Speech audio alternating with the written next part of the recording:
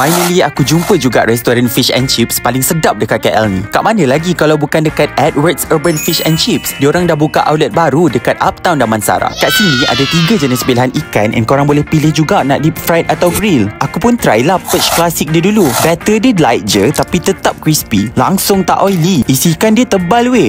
Kalau suka grill, boleh try Barramundi Grill. Sekali gigit tu memang terasa betapa fresh ni ikan dia. Pair pula dengan spicy yogurt sauce dia ni memang ngam. Makan dengan tartar and spicy herb sauce dia pun nice juga. Aku try juga grill chicken tomato cream pasta dia ni. Rasa masam manis dia balance. Makan pula dengan grill chicken dia ni memang gabungan yang mantap. Homemade mushroom soup dia pun sedap ya. Untuk minuman aku try matcha latte. A&W float dia pun menarik and soothing je bila minum.